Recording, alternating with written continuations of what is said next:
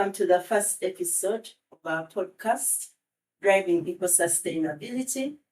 My perspective, I am your host, Grace, with our very first guest, Miss Naiga Doreen, and she's here to discuss, from her perspective, the nexus between health and climate change. Welcome.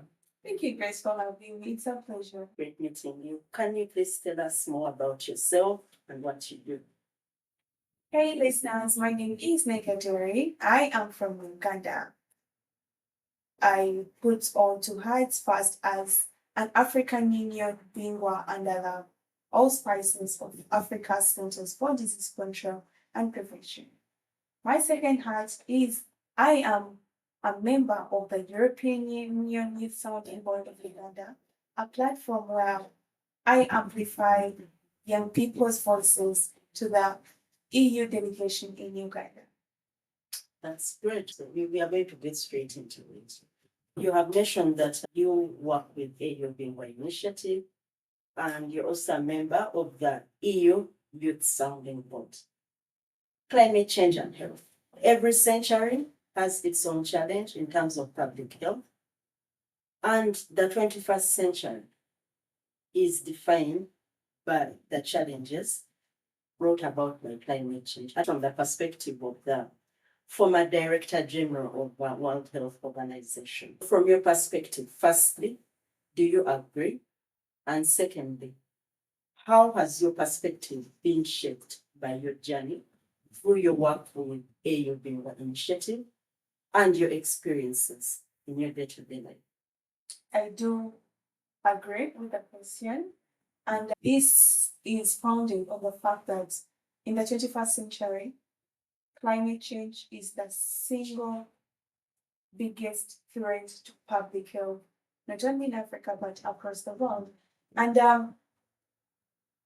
my work under the African Union Bingwa Initiative, first of all, I ought to bring to the listeners that the African Union Bingwa Initiative is a public-private partnership under the auspices of Africa CDC that capacitates young people across the African continent in advocacy for public health in Africa.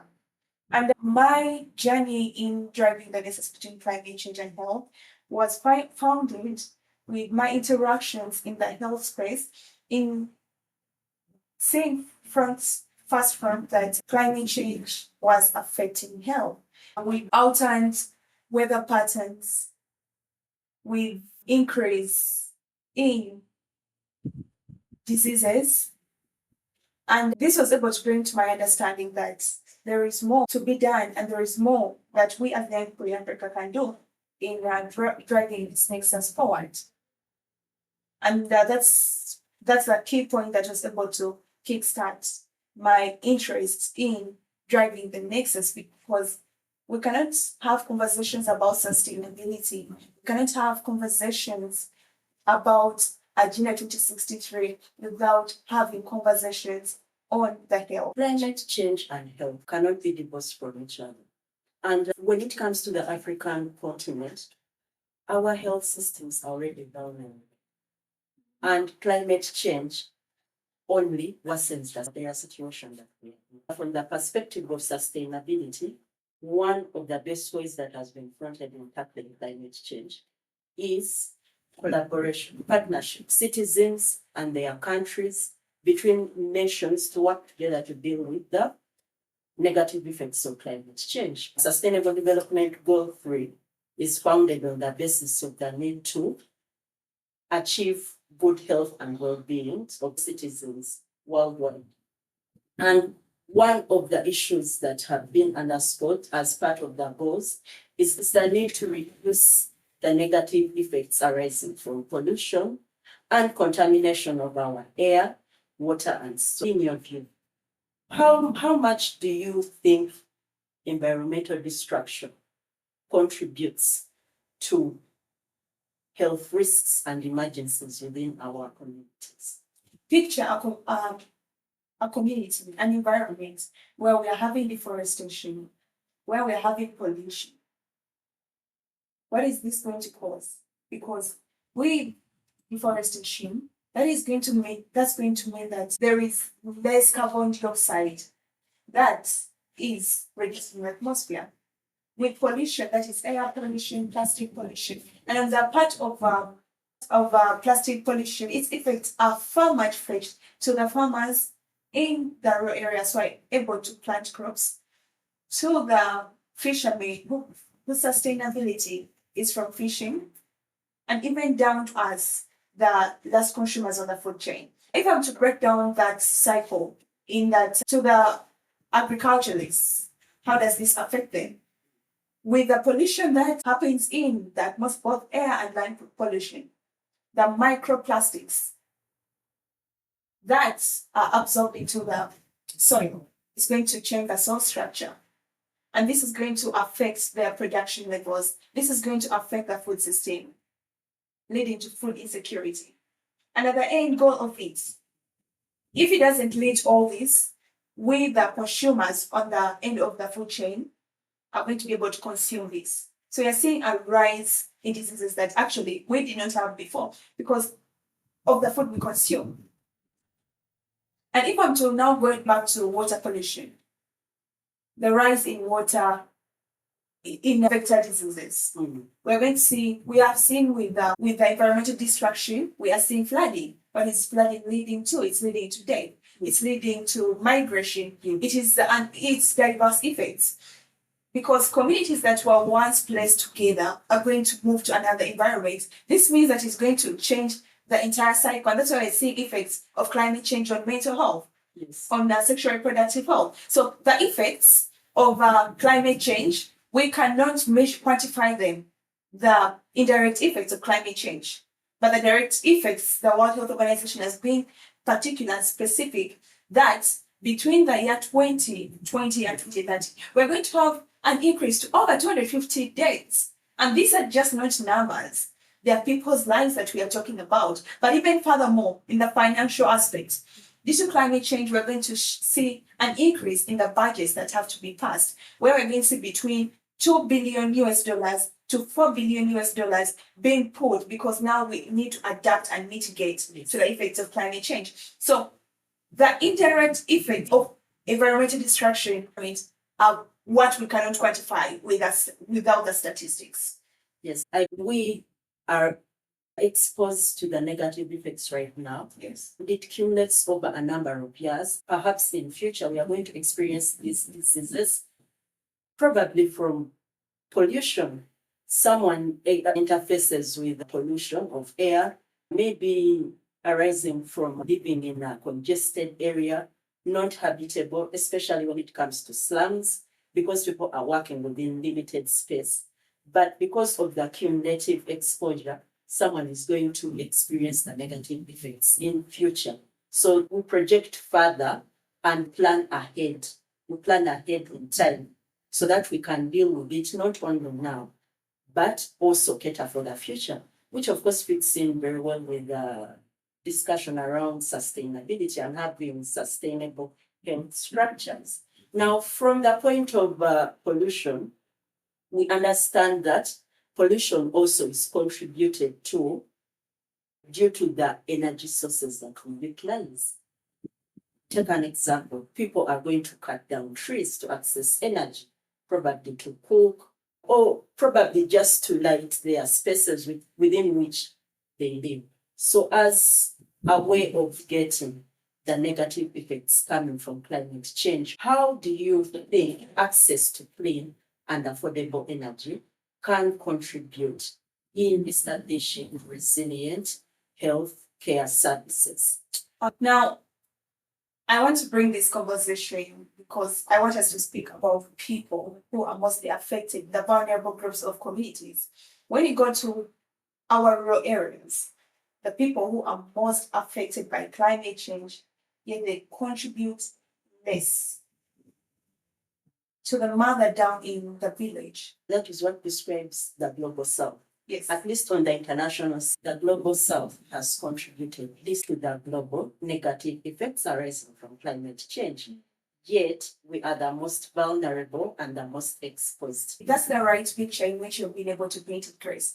Now, in communities, that cannot have access to affordable, clean sources of energy. And this I'm talking about solar panels. Yet they ought to carry out surgeries. We have seen mothers die because they could not undergo the surgery. And the surgery is being done on candles. Babies, our future, born under candles. There was a time where one news and they said there's a power blackout. Yes. And a number of children, premature born children, were affected because they need a 24/7 supply of oxygen. Yes. Because we are relying on one source of energy, which is, of course, in Uganda is hydroelectricity.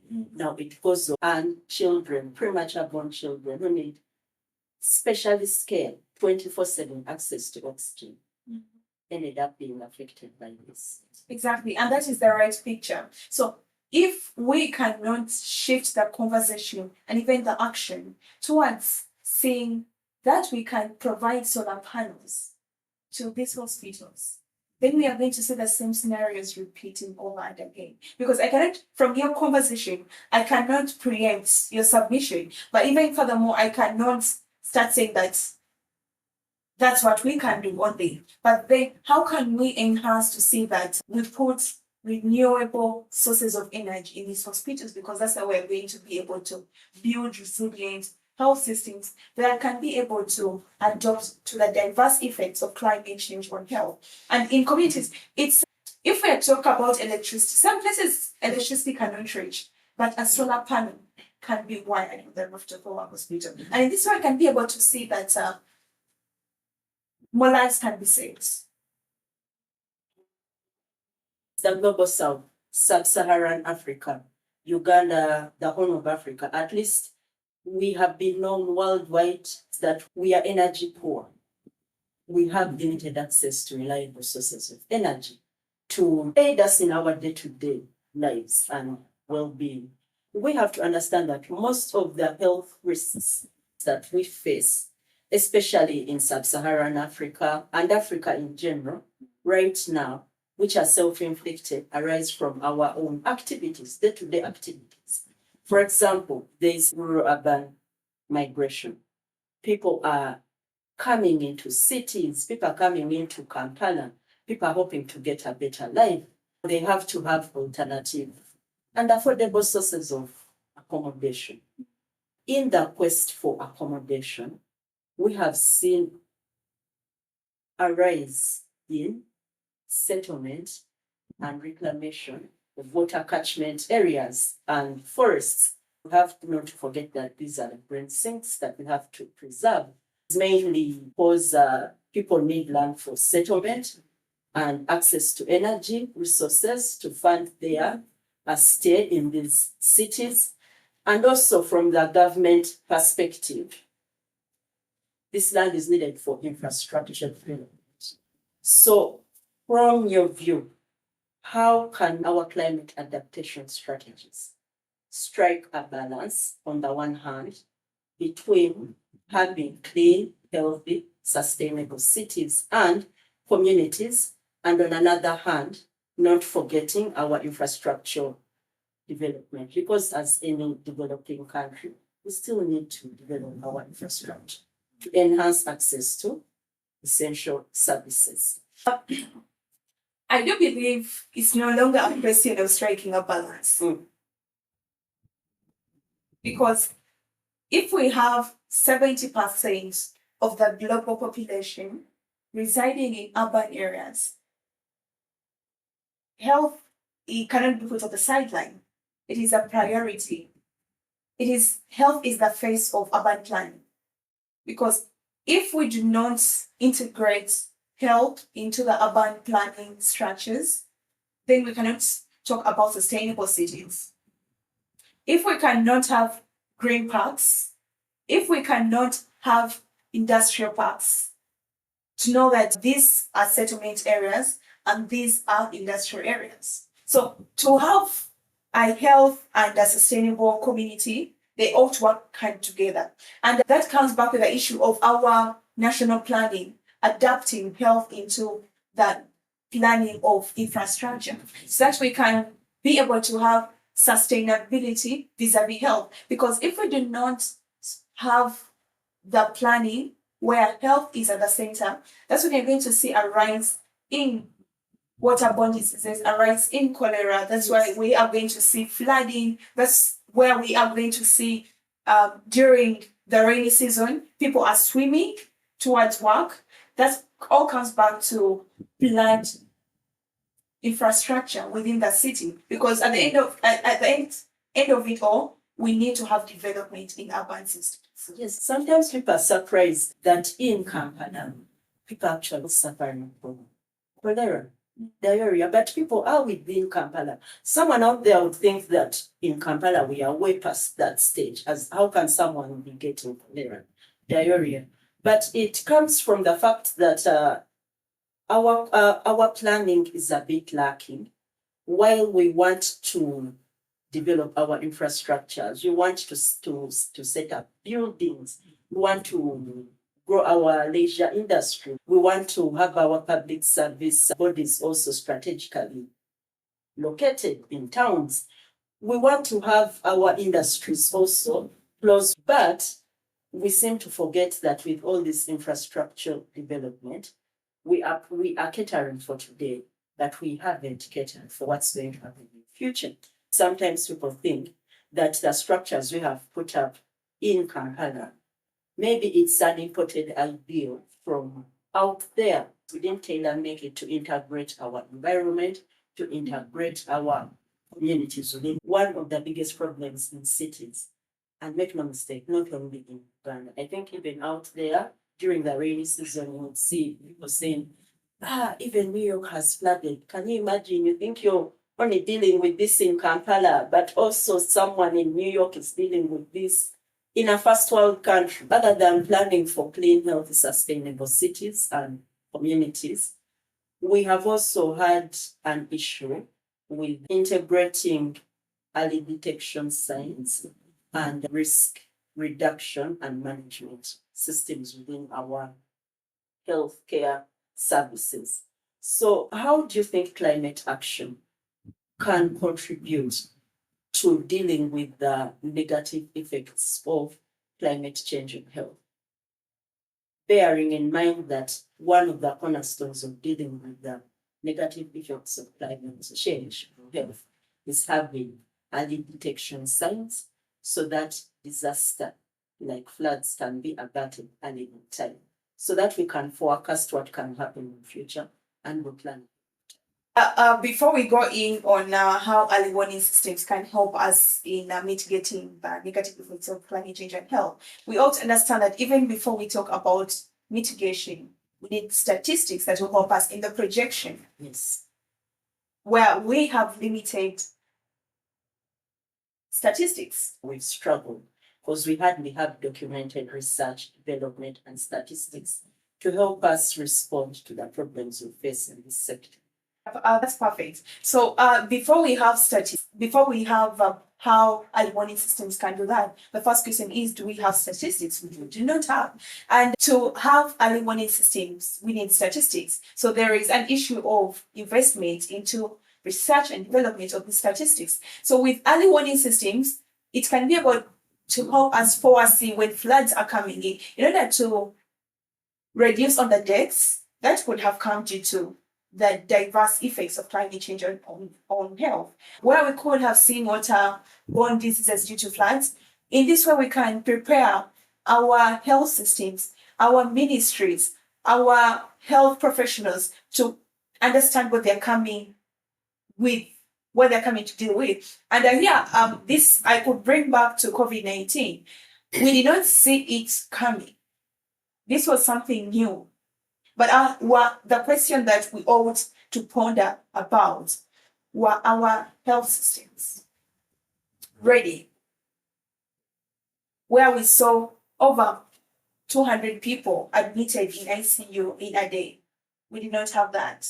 But can we now learn from the lessons we saw from COVID-19 to have early warning systems? And what will they do? They will be able to help us understand and also have budgets ready. Even in the part of putting people in other areas, it could help us in the planning of it all. But it could even furthermore reduce on the debt that we could see from that. Okay, one of the aspects that we seem to be overlooking is community contribution, because we want the research to be done and to be documented, but it also comes hand in hand with participation of our local communities. Are they willing to take part in this research, and are they willing to also own up to the fact that it is their responsibility to look out for their health, but also be aware of the negative effects of the changes in their environment on their health? How do you think we can grow community participation in averting the negative effects of climate change on health? And other than that, how do we inspire a mindset shift so that people own their environment and love it and own up to the fact that it is their responsibility, not to only think about today, but also tomorrow, for the future generations, for their children as well? I would bring back to the scenario of an example that I would bring up is that if I am in 2050 and I'm writing a letter to myself, what would I write? What did I do for environment? Looking at the dreams of our forefathers, who wanted us to inherit and experience the joys of waking up in the morning and you can walk up and get a mango from the mango tree. They foresaw this. They invested in afforestation. They invested in planting fruit trees. And these are the joys we are experiencing in 2024. Now, this is me in my future self in 2050, reflecting on what I did in 2024 when I cannot find a mango outside my compound. Right now, we are seeing more young people taking lead because we are scared to inherit a future we did not contribute to. And our future is going to be in 2050. But the future right now we are having, can we be able to experience the joy of waking up in the morning to eat a mango tree in 2050? That question, I'm not certain about that.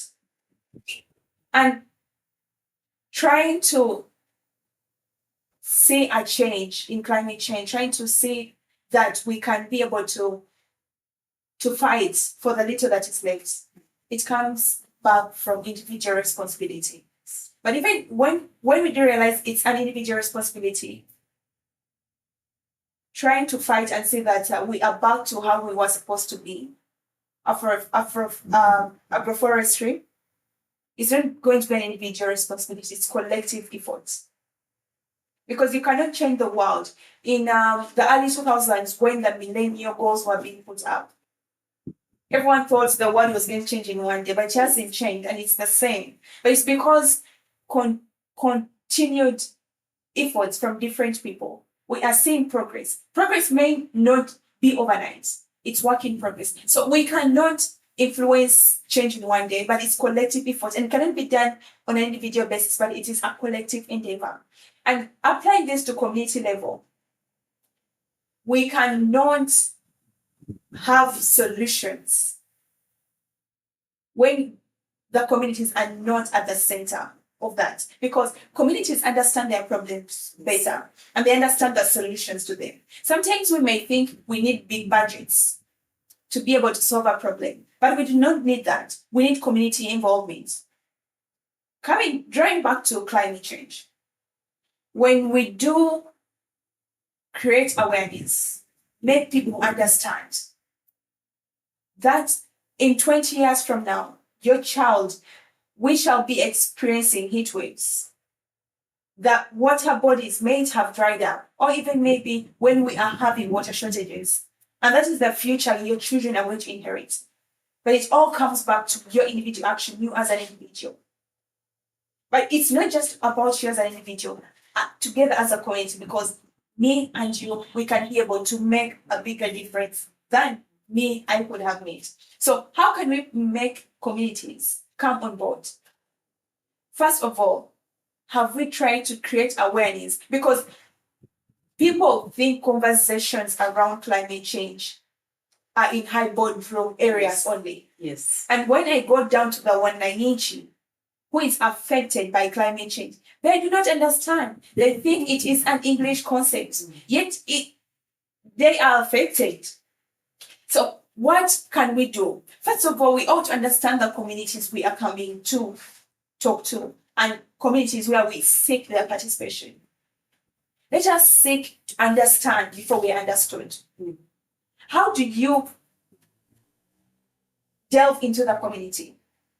Are you going to come and organize a high-level session? Or are you going to try to spark the conversation to what affects them? Because if I am struggling to look for a meal for my children, and now you're talking about planting trees, that is a far-fetched idea to me who wakes up every day, the borderman riding a border, to get school fees and food for his family. So how can we have these conversations? We can start by, first of all, going through the community setting by the leaders, the people entrusted with. And then we start having these conversations. It's going to be hard to be welcomed into a community I do not belong to. But I could use the local chairpersons, the locally elected leaders, through the different circles, women groups. We can start having these conversations, helping them understand that in January, when it was the planting season, now you are seeing it's no longer planting season. Now we are predicting. Is it raining? Is it going to shine? Why is that so? Because for them, they think it is normal, but they don't know it's because of climate change. And even another way is, how can we include environmental topics in the education curriculum? Yes. Because this goes a long way. Because if we are talking about sustainable development and also capacitating the next generation, we also do it from a tender age. When a tree is growing and you do not prune it when it is still young, it is going to be very hard for you to prune it when it's old. Now, if we do not instill these young children with this knowledge about climate change and why they should be at the front line, it's going to be very hard to instill this knowledge to them when they are old, because now they will have far bigger things to think about than climate change. And the scenario how I could bring it up in, if we want to have these conversations, I could bring it up from the economic perspective. If I decide to plant a fruit tree in a school, what issues am I solving? I am first of all solving the entire community problem. How am I coming to that? So I come and plant a tree in the school. These kids grow up seeing that tree growing, they water it and take care of it. Yes. Some of them even campaign, I'll plant more trees and more and more and more. Yes.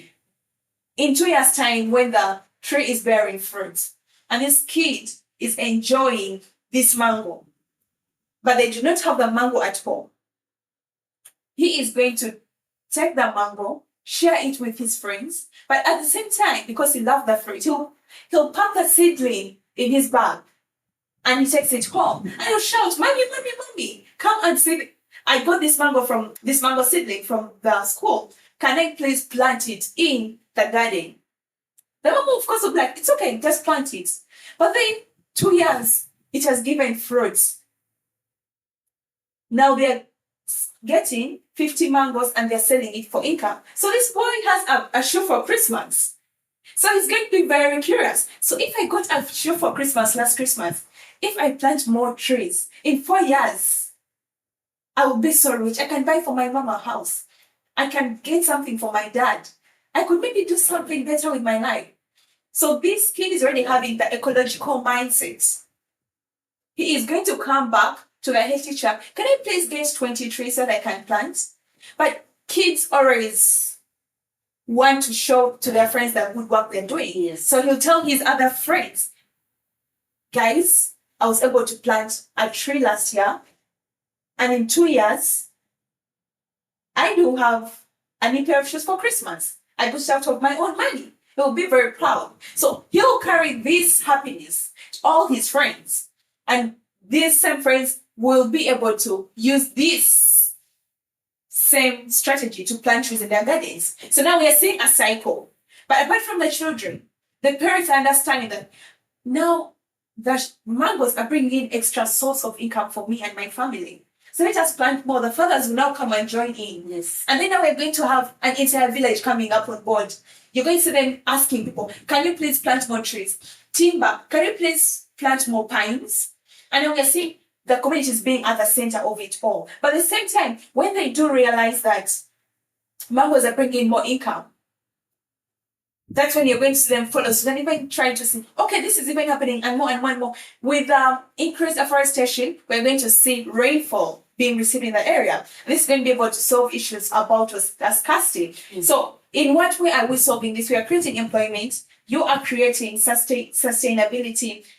You are averting hunger. Averting hunger, exactly, nutrition and much more. So with one seedling you took to a school, you are changing a community. So if such a community has been changed with just a seedling, how much more will they go if you come in and tell them, we can now move from planting trees, we can now start having solar energy. And you're able to explain to them the basic components. Other than paying electricity units, you can now buy a solar panel. And it's able to light you throughout the day in both light when electricity is on and it's off. So if the parent looks at it in the long term, they are saving more money than they would have done if they were paying electricity bills. So here you're able to tackle the different issues of the community, but at the same time you're tackling the effects of climate change on health. And on the health perspective, with the introduction of clean energy sources in hospitals, we are going to see villages that once lacked electricity to carry out surgeries.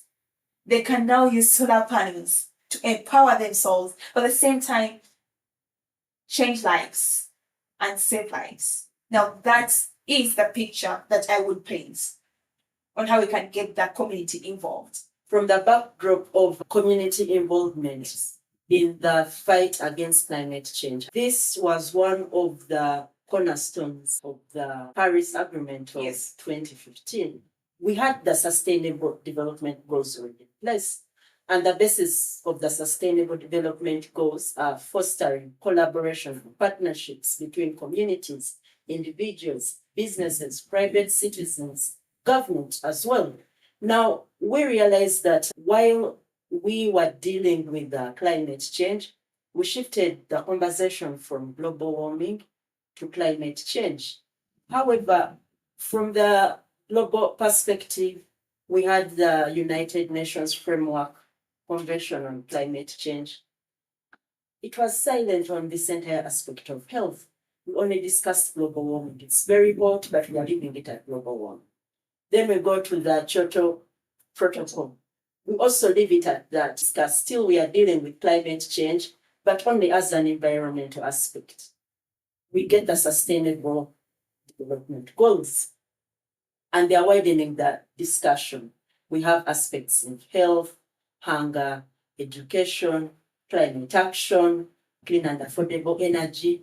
When we got the Paris Agreement of 2015, the milestone was that it widened the discussion of climate change to cover sustainability. It went as far as highlighting the fact that now we also have to address climate change from the perspective of health. Post the Paris Agreement, we have climate change being addressed from the perspective of the Sustainable Development Goals.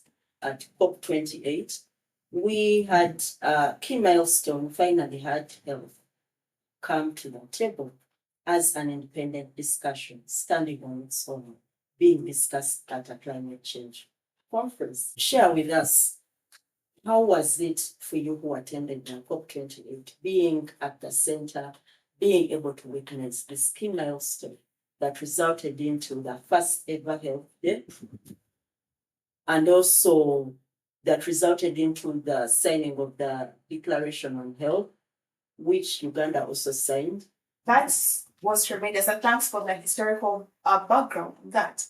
At that moment, when you're seeing for the first time the entire globe realizing that it's no longer a footnote in the climate change agendas, but is the face of climate change.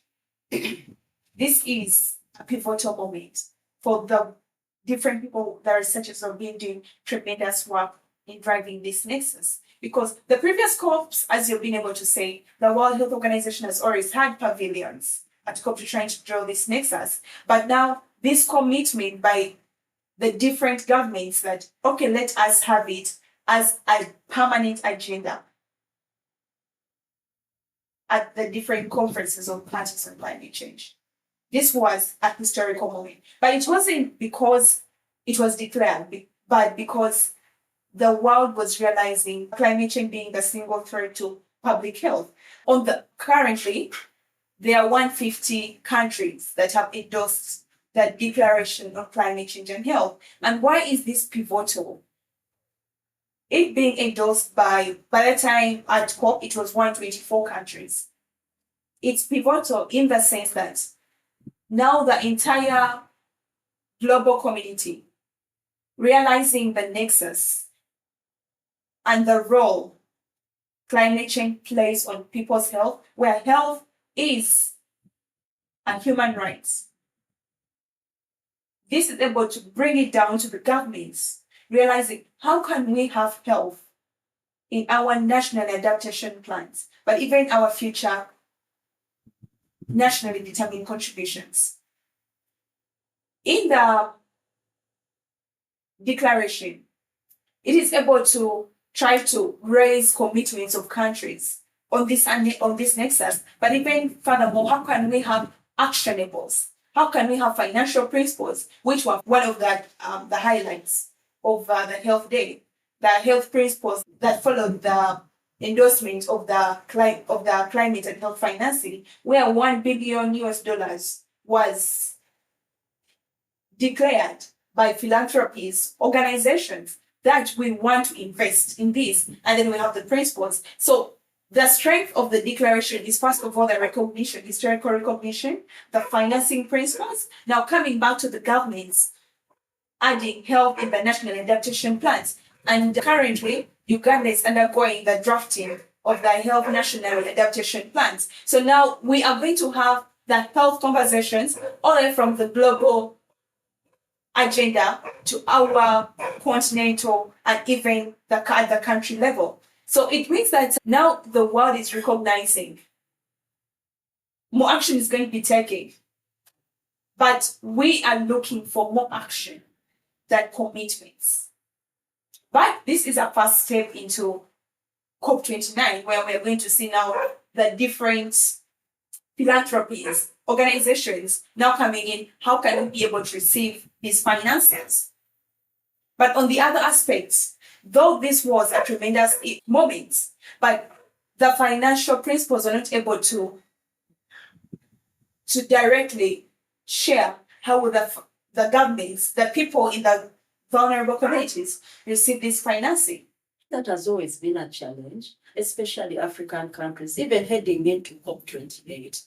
One of our issues as Africa, all coming from the Africa Climate Summit, is how do we ensure that we get financing to finance our climate action, to finance our adaptation, to finance our mitigation measures that we want to put in place. The issue has always been with the nitty-gritties that come with the steps of accessing this financing, understanding the modalities to access this financing.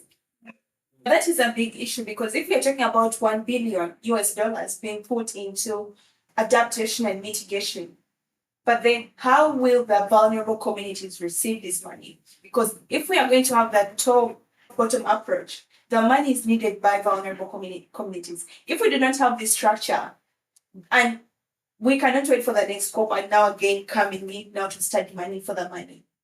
That was the other side of the health principles. That is another aspect. But this is a tremendous recognition for me as a person from the global south from Uganda coming in to have these conversations, wherein I would know that attending COP was just not about my attendance, but a testament that more work has to be done in this.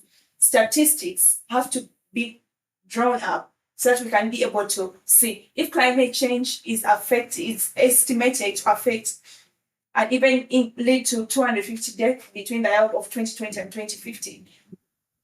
Those are the deaths that are estimated. What about the deaths that are not estimated? If the direct impacts are going to lead to between 2 billion and 4 billion US dollars, and those are the direct effects that are going to lead to that money being given, what about the indirect effects of climate change? And here we're going to talk about malnutrition, we're going to talk about heat stress, mental health. Now, all these are conversations that are supposed to be highlighted more and more and more.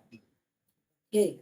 How do you think Uganda can best tap into building this momentum of health and climate change discussion from COP28 to establish a climate resilient health service system in Uganda? Because we would like to build on this, realizing from the fact that heading into COP28, the government of Uganda position classified aspects regarding health and climate change as emerging issues, meaning it was a discussion, would like to do more about it, and heading into COP28, we would want to know how much more we can do to ensure that we establish and maintain health resilient structures that can adequately respond to the negative effects of climate change. So, building on that momentum, actually, Uganda is really taking a step. On 7th February, the health committee was able to review the Health National Adaptation Plan. And in here, they were able to address the issue: how can the ministry and the government come on board to try to build climate resilient health systems? Because COP28 was able to give them that platform with the Uganda Pavilion, where on the Health Day, we had the health community coming in to show support. And even furthermore, in the Uganda is really trying to say how can we include health in the nationally determined contributions. So building from the momentum from COP28, Uganda is really taking a step further. And I'm excited to see what more they are going to do, because there are so many plans already in the corridor, creating awareness more and more to be able to create, to raise awareness in the communities that actually health is the face of climate change in Uganda. Responding to climate change, climate action is something that requires involvement of everyone. And that includes the young, the old community. It has to be an all-inclusive drive to be in position to collectively tackle climate change and its negative effects on health. Now, as someone who attended COP28, and I'm very sure that there were so many relatively young people who equally attended COP28, bearing in mind that, of course, we also have to acknowledge that COP28 also saw a rise in the number of scientists who attended COP28 as well, in comparison to COP27. How do you think young people can tap more into the opportunities at the intersection of health? Are realizing that in Africa, 60% of the entire population are young people. This is an untapped potential that we do have. And climate change is affecting the vulnerable communities. The people mostly affected by climate change are the young people. Now, basing on the momentum that was from COP28, how can the young people build on this momentum in their communities and even further position themselves in the space of the next climate change and health? You cannot start positioning yourself from an ignorant point of view. First of all, the young people need to capacitate themselves with knowledge, seek knowledge on the nexus between climate change and health. And how can they seek this knowledge? Sometimes you're not going to wait for the capacity building sessions that are organized by the ministries, but rather you can look for them online. I can stipulate that in communities, there's over 90% of the young people in Uganda and even in Africa have access to technology. And for those who don't have access to technology, they have access to internet cafes. You can go on the World Health Organization website, look out for courses. Recently, there was a course on climate change negotiations and health, where they were able to trace the journey all the way from COP till COP27 on how has the health conversation been in the COP talks. So here you are going to be able to learn firsthand, how does climate change affect health? With the alternate rainfall patterns, how does it affect the health of the people? About climate resilient health systems. Now, first is capacitating themselves. After you've capacitated yourself, where do you want to position yourself? That's another question. Aim goal, what are your aims? Identify your aims and objectives. So here you're going to find your mission and your vision. Your vision is going to be to position yourself for the job opportunities. And your mission is to do whatever it takes to there. So the journey to the vision is a hard one. Yes. But it's just keeping an eye to know what you want.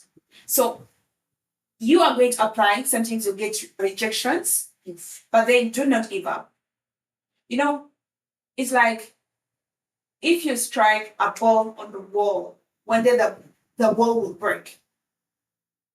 Or to find a crack, you find a crack in.